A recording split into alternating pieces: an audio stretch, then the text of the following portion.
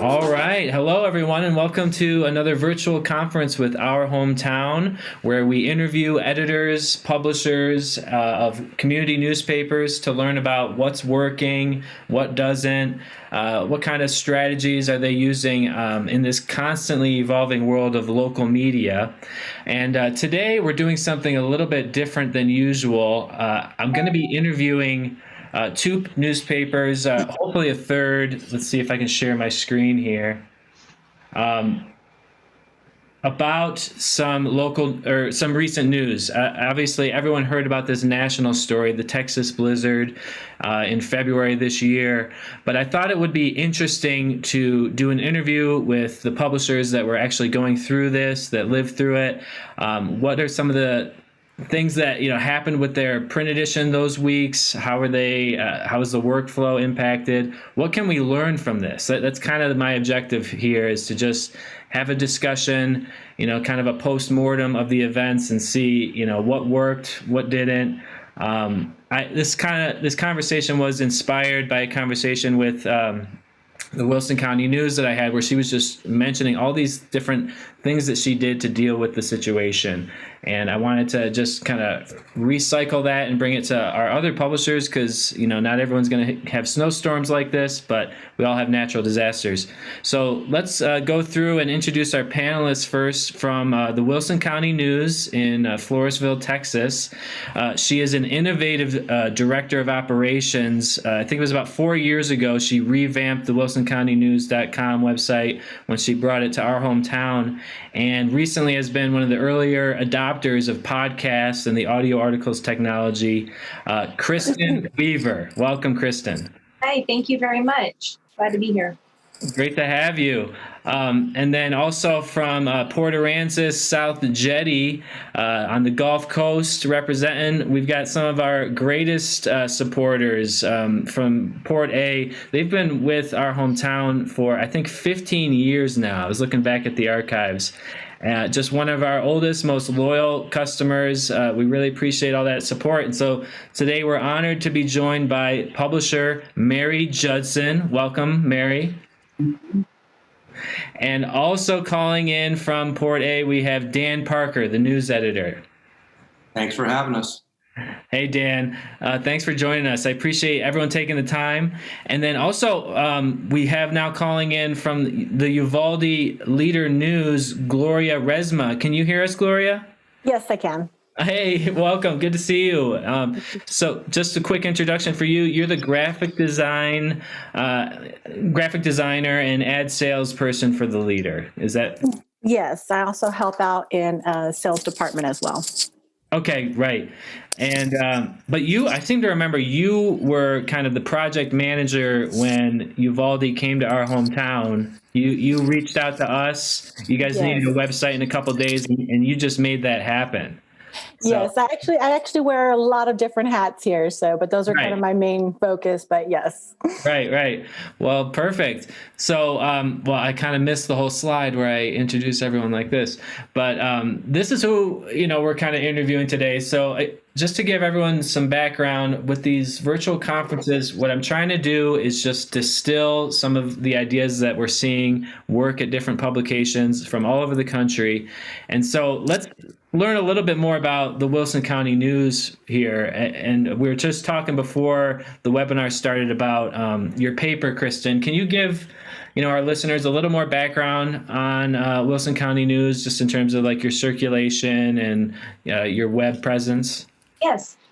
So we distribute 8,000 copies weekly, weekly publication on Wednesday. We also have a sister publication, Livonia News, that distributes 2,000 to that town of Livonia. So Wilson County News is our big dominant presence in the area, covering the whole county.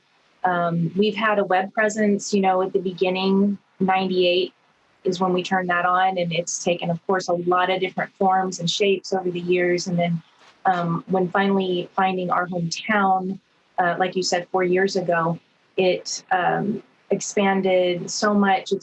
We've been able to stay on top of all of changing technology, and really, really has given us a good platform for our digital presence. Let's switch over to Port Aransas, and hear a little bit more from you guys. But first of all, we're talking about the blizzard, which was, completely, horrible situation, terrible temperatures. But right now, is it looking more like Gulf Coast, like spring weather down there in Port A, like I remember? Yes, it is. Even some of the palm trees have green shoots coming out of the top. Okay, right. So it's a good day to be reminiscing about this horrible storm. But before we get to that, can you just tell us a little bit more about Port Aransas, the town and the paper? We are a weekly newspaper on the Gulf Coast on an island, and our circulation is about 4,800. I'm not 100% certain of that. We distribute all over the country because Port Aransas is a vacation destination. We have a lot of winter Texans, as we call them, who spend the winter months here, up to 6 months for some of them. And so our readership is quite different from most newspapers our size. And also, we diverge steeply from most of Texas in that our high school does not have a football team. Okay. Just amazing. Our basketball is king here. And we started with our hometown in 2006. We had another website prior to that was quite labor intensive. So we've been very happy with our hometown. Well, thank you. Yeah, I appreciate that feedback. So, you and the Wilson County News both use us for the full service PDF extraction. So you send us those files every week, and we can talk about a little bit about how that might have been affected by the storm, because probably 90% of our customers still use that service. So, how did we adjust the publication schedule? We can talk about that. Dan, anything you want to add? You're big into photography at the paper, right? You want to tell us a little bit more about your role there?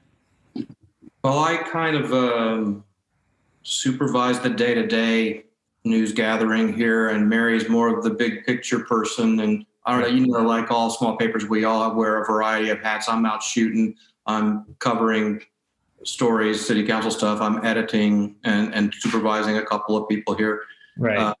And so it's just a pretty wide variety of duties, really, for me. Right. Excellent. Okay. And then Gloria, can you just give us a little bit of background on the Uvalde News Leader in terms of like the size and, just the history of the paper? Sure. We've been around here for about a little 143 years now. Of course, I wasn't here at the beginning, thankfully. We have a circulation of about 3,400. We're biweekly, Thursdays and Sundays.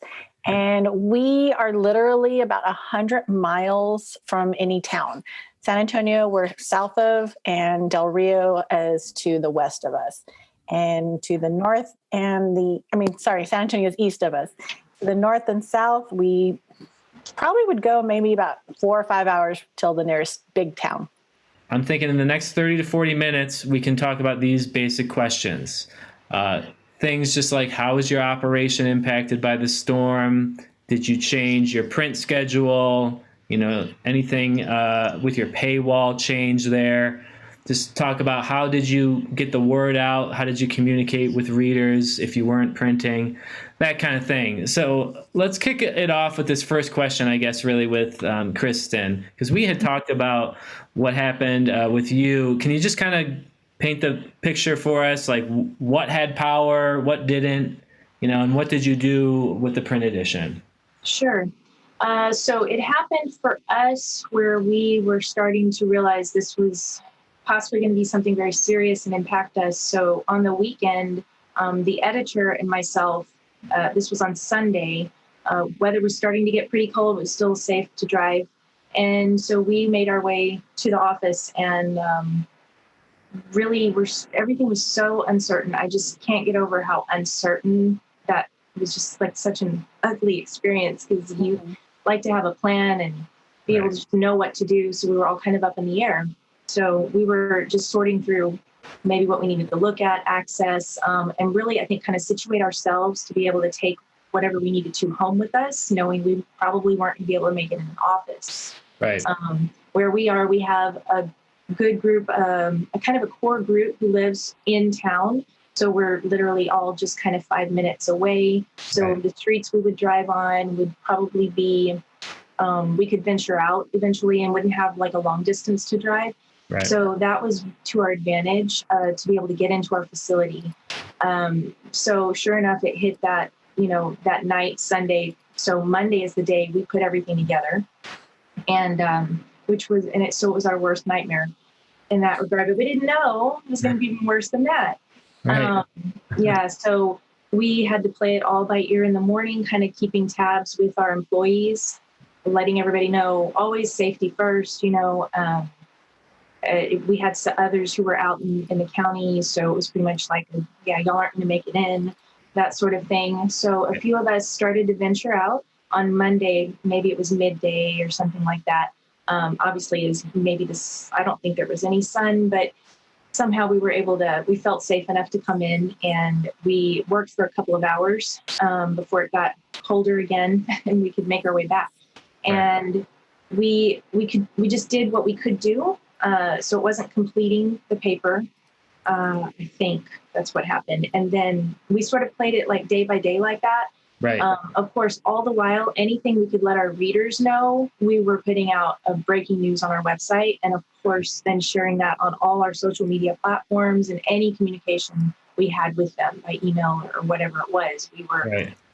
Anything we could tell them, which was a lot of the time, nothing, except that we're trying, Right. and kind of what was going on. In the meantime, we were learning that our printer, obviously, we could see the weather it was just all around us. So they were also having the same issue, not being able to get to their facility.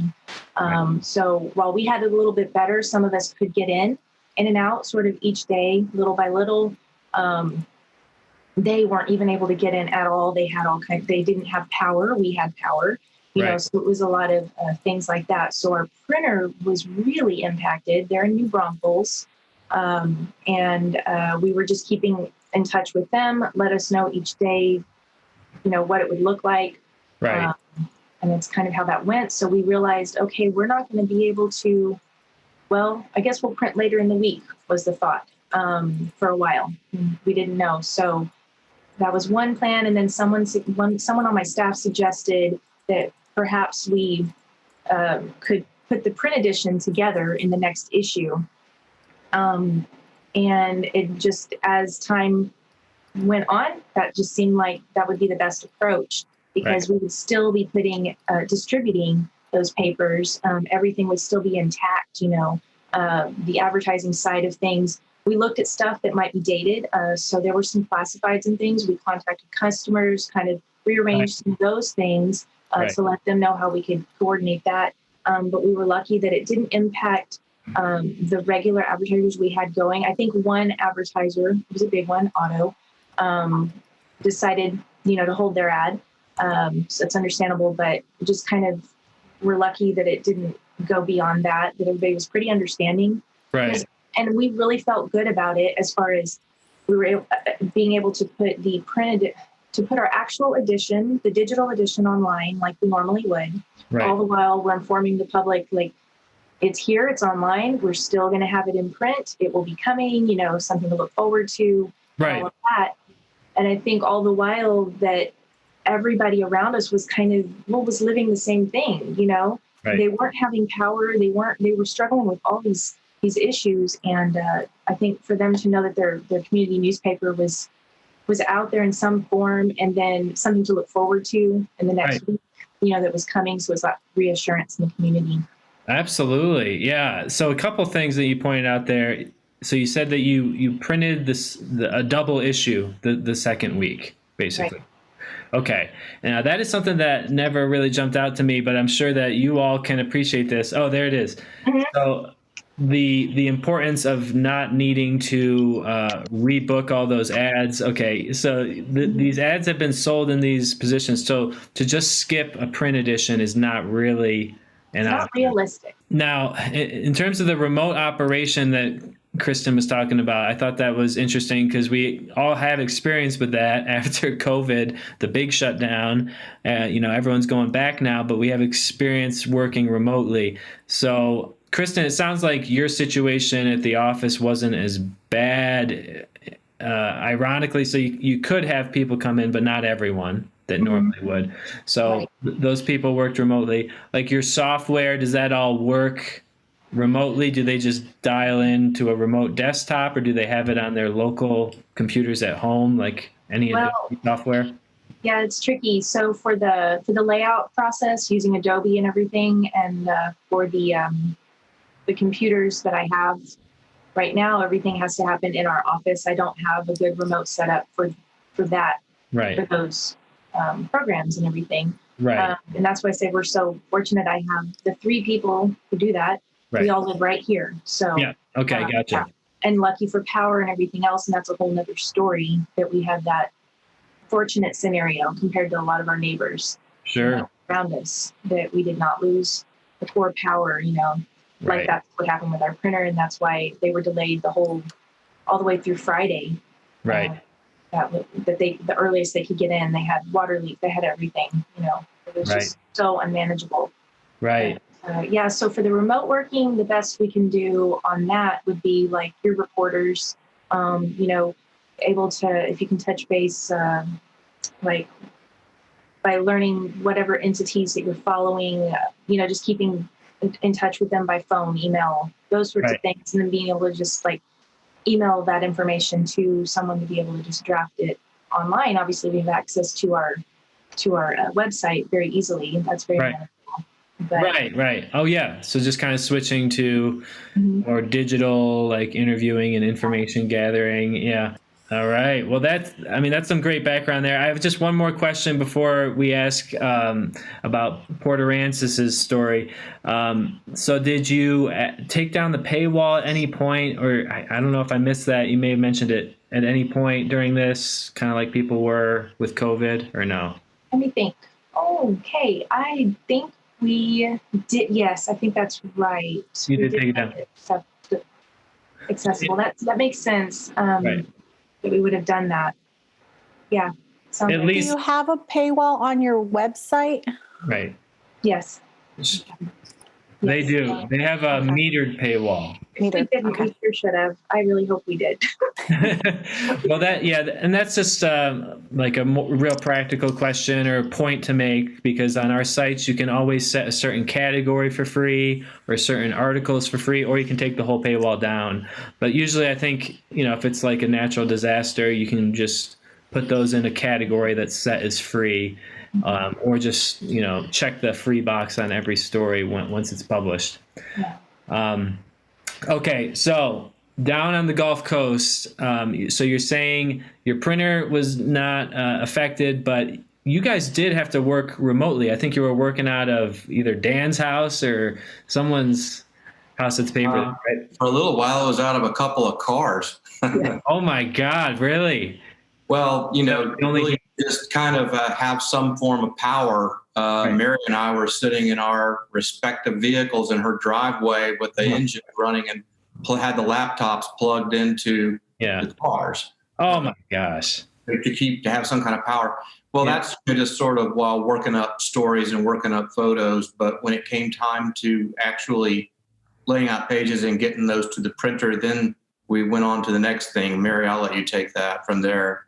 I will say that if there's a silver lining to being hit by a hurricane, is that we know how to operate remotely. That's right. Yeah. We did that for 6 weeks after Hurricane Harvey, and we never missed an edition. So we know how to do this.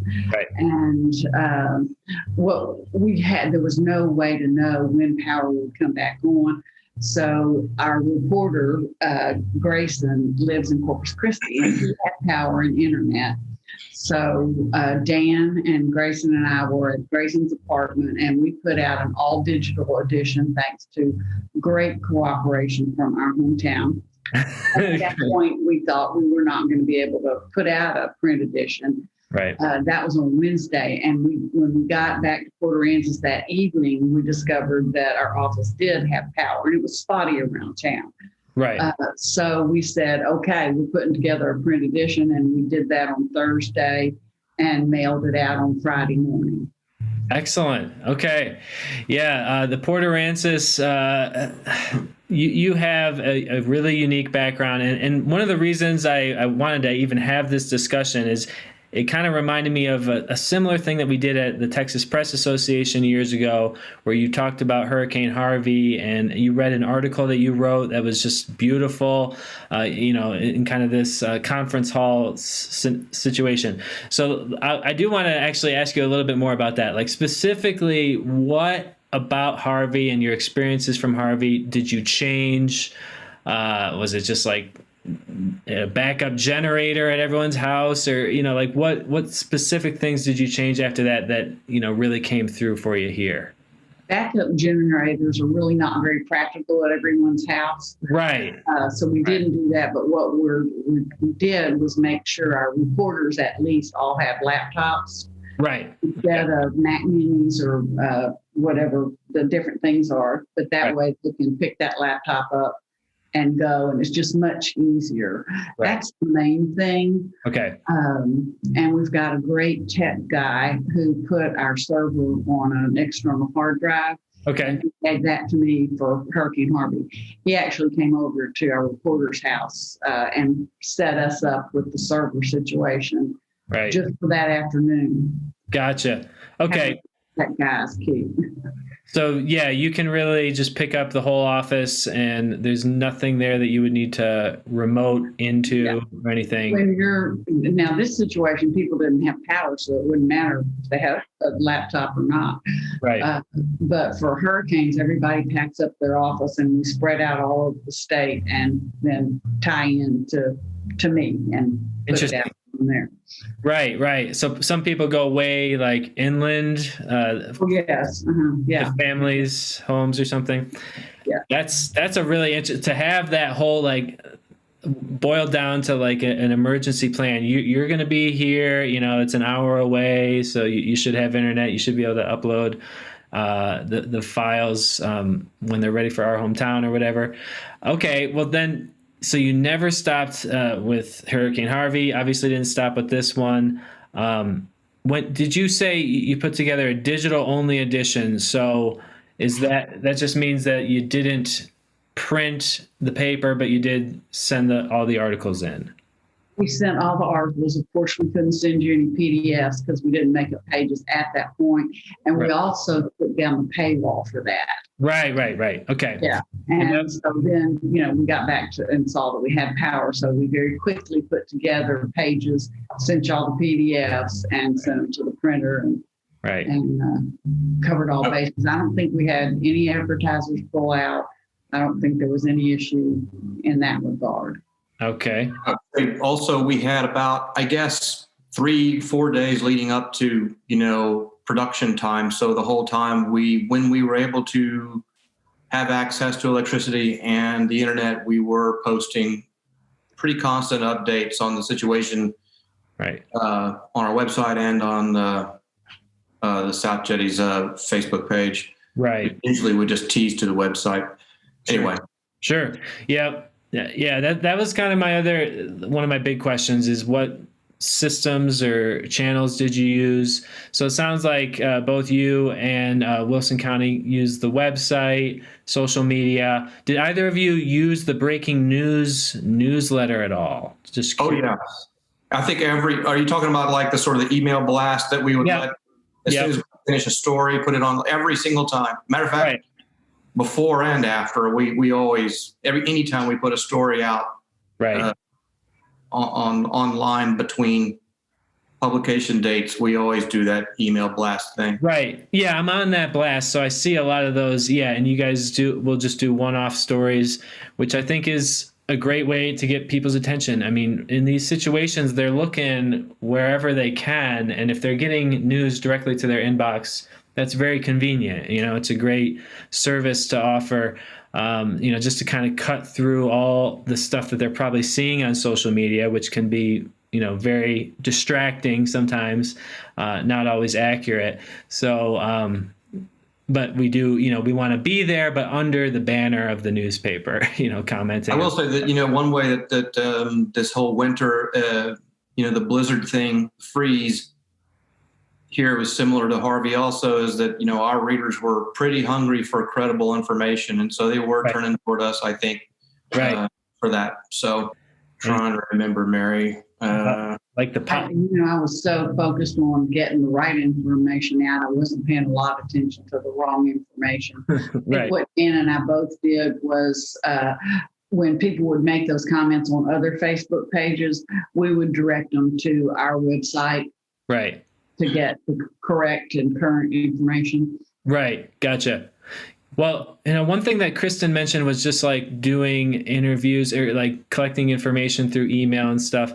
I mean, I'm just curious, do you guys ever use social media to kind of like start?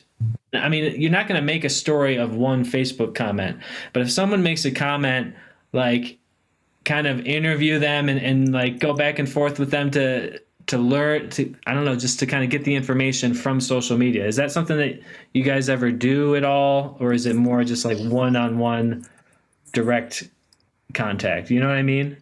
Well, I'd say in regards to what was happening during the freeze was mostly having to do with officials and utilities and those entities. And that's what people were needing to know about their power and water. We have a lot of different water companies in our area that were affected differently and had those issues. So it was, again, well, like you guys mentioned, they're looking for the credible news. And so we're coming straight from those sources and maybe clearing up any of that misinformation, but that's where they're looking. So you're saying they're looking at like the Texas Power Grid Facebook page. They're looking at that kind of information to see what they're posting? Well, as far as where we're getting information from, it's going to be straight from the companies that are dealing with it. They have, like we had some areas affected by a certain, their water was affected from, so this company and that company, we were giving direct information about which companies, which areas were having the outages and what they could expect from that. Right. So your sources have to be from your credible sources. A direct. Right. And as far as stories coming from social media, the way that we've used that in the past is it's interesting to see where conversations are going and what people are thinking about. So that can often spur us into a topic or a story and possibly reach out to those individuals with, whatever it is they're talking about at the time. Yeah, that's exactly what I'm saying. Mm-hmm. That's interesting. Yeah. So the Facebook comment cannot be the end of the story. You've got to like investigate it a little bit further and tease it apart a little bit more, because otherwise things just get out of control if it just purely stays on Facebook. But it is like kind of this public forum that I think is interesting. You could get leads from on stories like that. Mary, I saw you nodding your head, and Dan too. You guys do a little bit of that, like kind of going on like local Facebook pages for like, the utilities and kind of gathering info for your readers that way? Dan, I'll let you answer that one. Well, where Facebook is concerned, I mean, we treat it different ways. I mean, when we see, I think Kristen was mentioning something that's inaccurate, we'll correct it. Right. Or we'll point them to our website where there's better information. Now, also, sometimes at certain points during this, whole incident, we'll have seen, just people pop up with different things that are going on around town that maybe we didn't know about, and we'll go out and look into that a little more, and then put together a story about it. So, that does serve as Facebook can serve as sort of a tip off to things, but hopefully we'll do a better job of reporting what's actually happening there than the person who initially posted it on Facebook. Right. Exactly. Yeah. That's the way we treat that. And as far as like, were you asking if we were looking at the Facebook page of like electrical providers or something. Was that what you were asking? Yeah. Like, where would you, like, if you were going to write a story about when you can expect the power to get back on, where would you get your information? You know, it was a combination of trying to make phone calls to people who we know are established public affairs people, right, for like, you know, for the electrical utility, for internet providers, et cetera, City Hall. I mean, right. then there were other things that were related, not just, you know, there were efforts that were related to the whole thing, just things that played into it that had nothing to do with electricity so much as, you know, is electricity going to be restored? Is the internet going to be restored? But things like, you know, sort of a soup kitchen was set up, a place where people could go to warm was set up. City government was doing that. City government was things like that. So, you know, we were going directly to City Hall for that kind of thing. One way we're kind of in a way lucky in Port Aransas, we don't have this massive geographic territory that we have to, you know, call all over or drive all over. It's just one town. Right. We're able to get around this one town, whether it's in a car or on foot or a bicycle or surfboard. Yeah. So, you know, we were able to get around and physically actually be there, you know, to interview people and take pictures. And it wasn't, we weren't having to rely on a phone, electrical service, internet service to get a lot of the information we needed. Right. Oh, that's really interesting. Yeah. So you just would keep going first. Right. That makes sense. But yeah, and then again, I mean, yeah, there were some, we were completely at the mercy and other, you know, but when we're talking about the electrical utility, I mean, it's not like we had an electric office right here in town. We could just walk right up and knock on their door. I mean, and getting that kind of information, we were getting it, you know, pretty good information, I guess, from them, but it was in fits and starts and unanswered questions and, you know, really throughout the entire state. Right. No, but I mean, I think no matter what, you got to go right to the source. I am curious about how people, you know, use these different social media platforms to just kind of sniff out stories. Now, Gloria, I want to bring you into this. Can you walk us through how this all went down for you guys in Uvalde in terms of what the impact was on print, what you did change on the website, and how you communicated with people throughout? For us, luckily, here we were only without power on Monday. And so we closed up shop and said, let's see what happens. Tuesday morning, luckily, sometime during the night, the power came back for parts of our area. And so ours, unfortunately, was lucky enough for all our power to come back on. So we did have to come back to work. But no, for us, really, as far as our operation was going, it wasn't really too affected, except for the fact that we couldn't get in contact with any of our local, like sheriff's department, city, police, everything like that, because we just don't have the infrastructure here to get through all of that. Unfortunately, we found out that our city really lacks in emergency preparedness. So it was mostly contacting people via cell phone. Thankfully, a lot of us know a lot of the people in those departments. So we were calling them, trying to find out what was going on. Facebook, unfortunately, it made things a lot worse because it was mostly rumored, this and this and this, and trying to get the correct information to correct all of that was just a nightmare for us.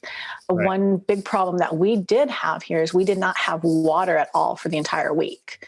And so people didn't know where they can get fresh water at. Nobody was sharing any information with us on how to do that.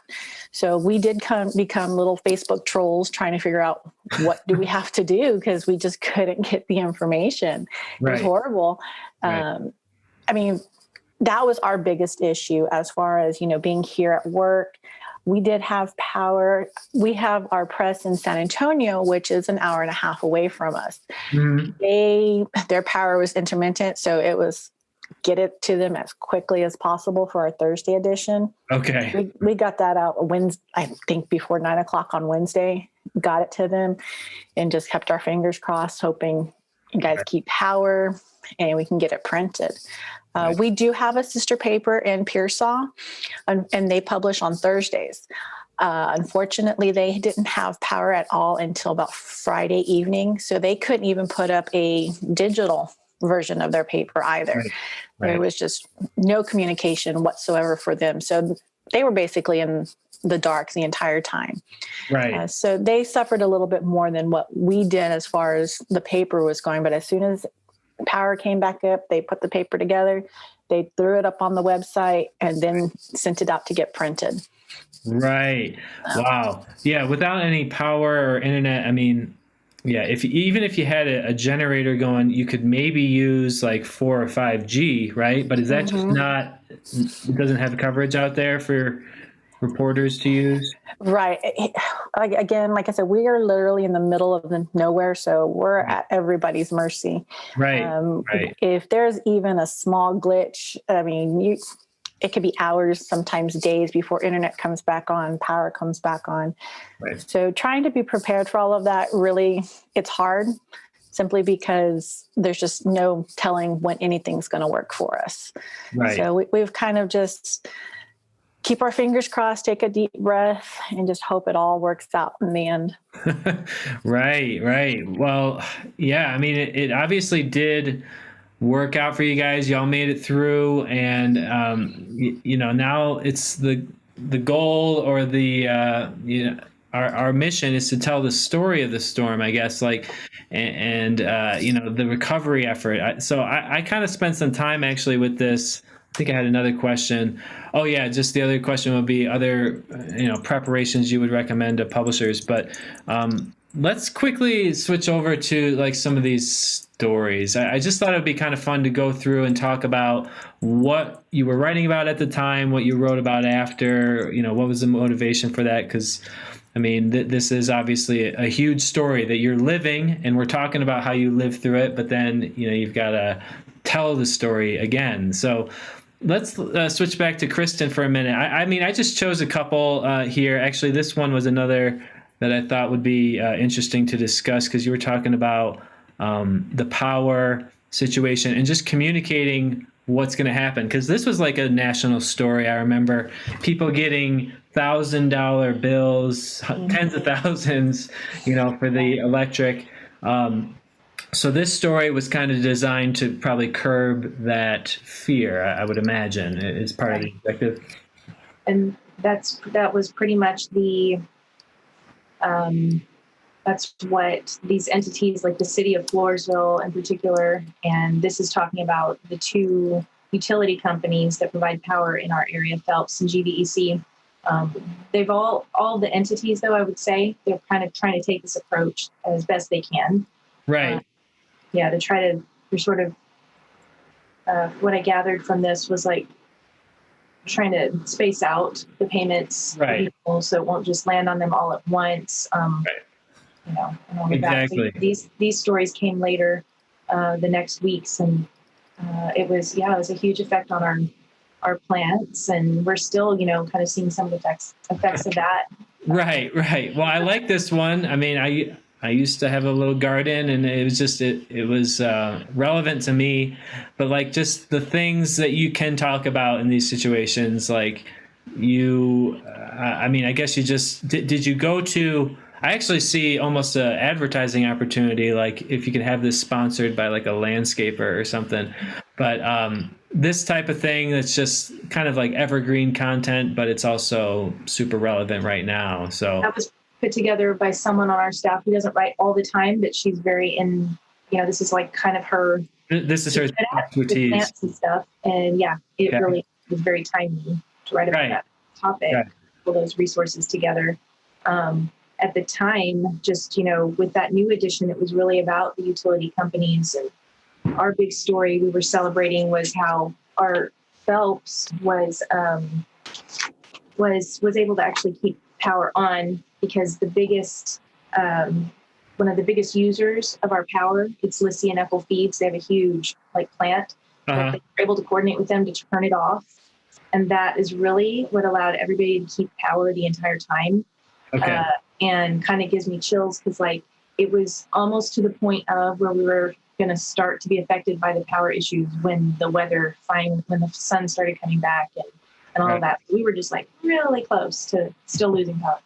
So that was a whole story that you could cover, how the company made that decision to. Yeah, that was very impactful. I still have like such pride over this story, over Lissy and Eckel, over Phelps, over everybody working together over this. The community really, it was really nice to see everybody, to see them put in such a nice light, to have to get this coverage like that and talk about it, because a lot of times we get the bad end of the deal.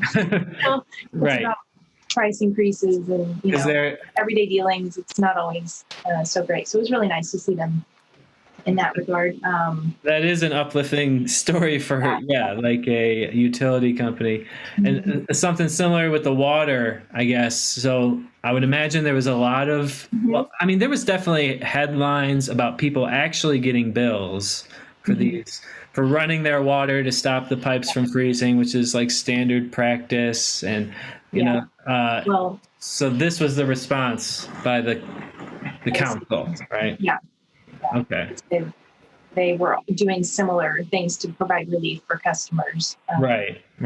Whatever they could. And I don't know if maybe there were grants involved on their end that they were also seeking, something like that. Right. I think it's kind of what all these entities were trying to do.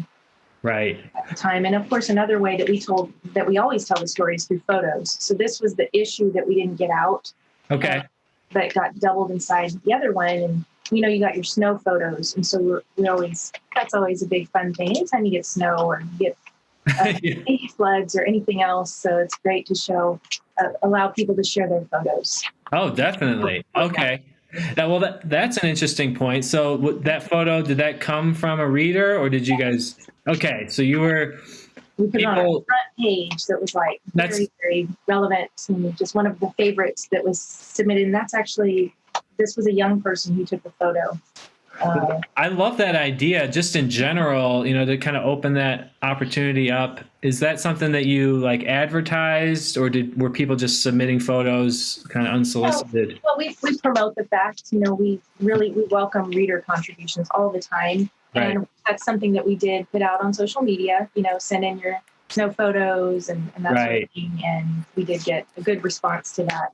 I'm sure, you would on social media. They're taking pictures and putting it up there anyway. So that's a good place to put that. Now, speaking of pictures, I wanted to switch over to the Port Aransas South Jetty website and look at their e-edition because, you can tell the story about how the government and the utility companies have, adapted to the situation, but you also got to, talk about it through the people's eyes, right? So we've got the story on the homepage, nice big full-size images for this, and then also the e-edition. I thought maybe we could chat a little bit about this story. Did you guys want to share anything on the background? Because it looked like you interviewed like maybe half a dozen people and got their individual stories. Yeah, a good number of them. I think we may have trimmed it down to 6, but, it ranged from a guy who was trapped in his mobile home because the door was frozen shut and they had to get a blowtorch to get him out. Right. I saw that part right here in the beginning. Yeah, he's that older guy you can see in that photo there. Okay. And there he is in the shelter afterward. And then the girl with the lizard, that's an exotic pet of theirs. And the family, because they had no electricity and no way of keeping that lizard warm, they passed it around from person to person trying to hold it. Wow. So it wouldn't die. Right. Wow. And it came close to dying, but it didn't quite. And anyway, that was just another one of those little individual people type stories. Right. But, I was just jotting down some of the things that just sort of the angles we took. And I'm sure other papers did, the effect on businesses, which ones closed, which ones didn't, especially the ones that are kind of, that are especially important, like, the only grocery store in town. And right. We had a massive sea turtle problem. I don't know how familiar you guys are with it, but they call it when a sea turtle, it gets cold enough in the water, they become cold stunned And so they're not dead, but they can't move. They're just kind of floating there. Right. And they can die. And so literally thousands of them were being rescued and taken to a wildlife rehabilitation shelter that we have here in town. And just this massive effort to warm them up, keep them from dying, and then re-release them. So we were covering that. Right. And that one of our freelance photographers is heavily involved in that wildlife operation. So she had a real in there. Right. And, there's a huge fish kill involving millions of fish.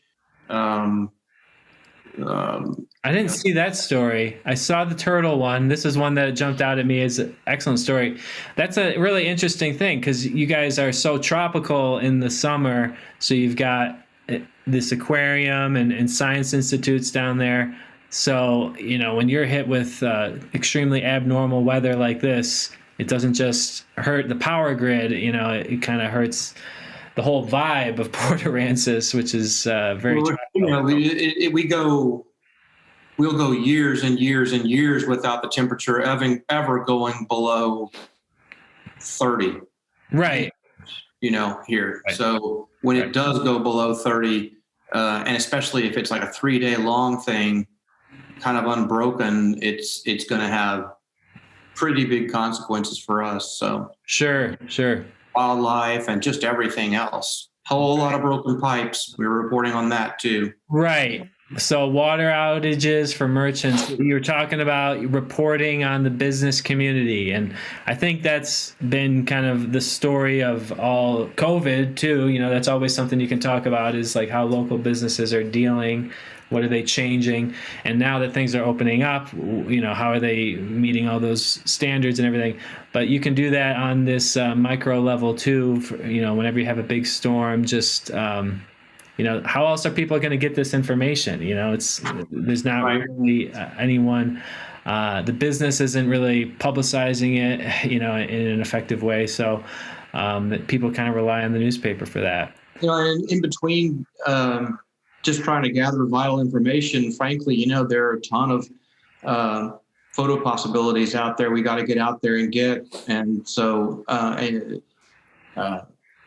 we got somebody cross country skiing on the beach. Just all kinds of nutty things like that. We just don't see icicles, period. Right. Yeah, that kind of says it all right there. Right. Literally years will go by and there are no icicles in town at all. And so suddenly there's a 2-foot long icicle. It's something to take a picture of. Right. Well, it is a sight to see for sure. If you're from upstate New York, it's nothing new. But yeah, for sure, that's news in 4-day. I love that. Okay, well, we're coming up on like the hour long here, so I don't want to take up too much of everyone's time. We'll try to wrap it up here. I did want to just go over to the Uvalde Leader-News again, though, and just ask you, did you have any comments on the types of stories that you guys covered? I looked at a bunch of articles that I enjoyed, and I thought I would share like this one about, the impact on the food chain, really, all the way from the farm up to the marketplace. We did. We had a lot of people concerned when we put, especially that particular story there. I guess people have just gotten so far from where their food has come from. They don't realize the impact that something like this has. And so when we put this particular story out there, we had a lot of people, accusing us of, sensationalizing it, scaring people. And it was like, whoa, wait a minute. Do y'all know where your food comes from? Right. And we had some people, unfortunately, they all say the grocery store, and Right. It's like, well, yes, but they have to come somewhere else. And so a lot of people did get upset on this particular story because they said, oh, you're telling us that we're going to run out of food and we're not going to have anything to eat. And it's like, well, that's not what we're saying. It's saying that there's going to be a big impact, that when you go to the grocery store, you're not going to find lettuce. You're not going to find spinach. You're not going to find onions. Right. And then you're going to get upset with the grocery store saying, where's all the produce? Well, you have to be informed in order to know where everything is coming from. Right. And then, of course, that also impacted a lot of the local workers here from working on the farms, and then also the truck drivers. We had a lot of truck drivers sitting at home because they had no work to do. So for us, it because we're such a big agriculture area, it was just a big domino effect. Right. And we're not even close. I mean, COVID hit us hard to begin with. And then with this on top of it, we're still probably at least 2 years behind getting back to where we need to be. I see. Right. So when we had stories like this, we did get a lot of people who were upset, but we had to remind them, wait a minute, you have to know the news. You have to know the facts first, Right. before you start accusing, of the news telling you stuff like this. Right. So it was a little, you had some good positive comments off of that as well, saying thank you for letting us know and reminding us about, hey, this is where our food's coming from. Right. This is your neighbor who's working on these farms and doing this. Right. And so, again, it's just really difficult right now with everything. Yeah, this is an interesting one. It was kind of a bigger story, as I recall. It seemed like people were really, with certain supply lines running out about a year ago. People were talking about this a lot more. Then things caught up. But as I learned from all that, it's just a matter of the supply chain. It's like Yes. a very set pace. So Right. once one part of it is disrupted, it throws off everything.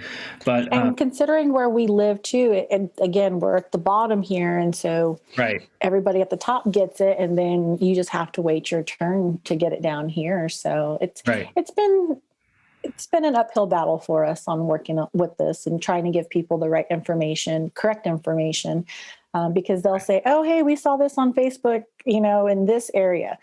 Well, that's in that area. That doesn't pertain to us. And they don't seem to understand how that all works. Right, right. Well, yeah. And then I'm just looking at some of the other stories that you put out there. Just, really it's chronological. You can kind of see the whole story unfold here, 5 to 6 inches, and then 2 snows in same week, bizarre. Mm-hmm. And then finally there's a story on the total damages estimated by the county. So I just think, the historical role of the newspaper is, never been more important than in times like this to, just set the facts straight, when everyone can share their own view on these platforms. So it's becoming more and more difficult. Right, exactly. Well, yeah, and it's becoming more complicated all the time.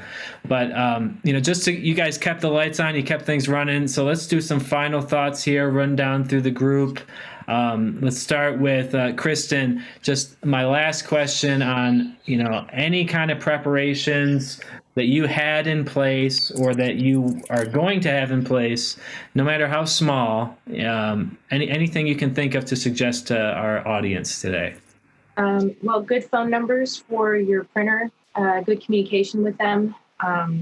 Multiple forms, phone number and email. Yeah. Yeah. And also kind of try to be on just open that communication with your printer. So you kind of know, at least that's what I have with mine, that they've had some adjustments they've had to make in the past for different things where they've had emergencies on their end, and they're able to still get us printed by other means. So it's those connections to other printers that and other publishers and things like that.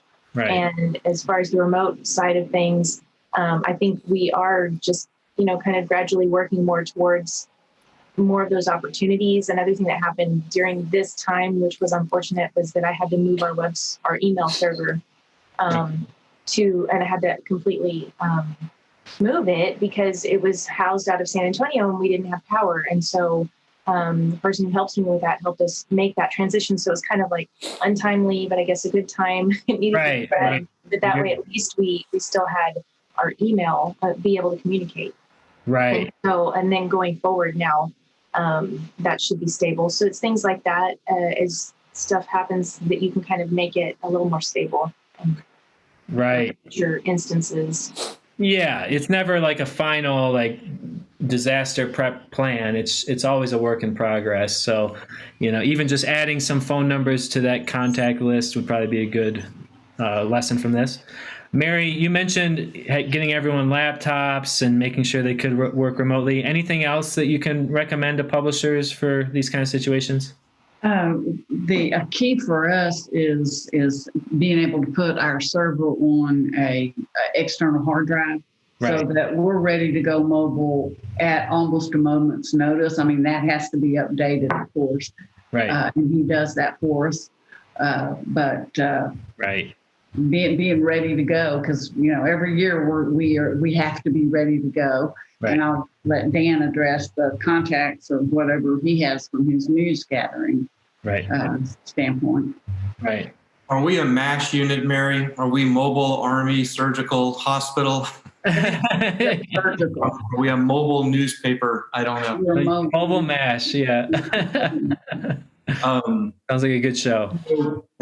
Yeah, I would say, this kind of thing really needs to exist irregardless of, whether we're having some big catastrophe or not. But people might want to look into just strengthening their meeting with top city people, top county people, people who are with, the electrical utility and reemphasizing that, we're your voice when you need to get information out there.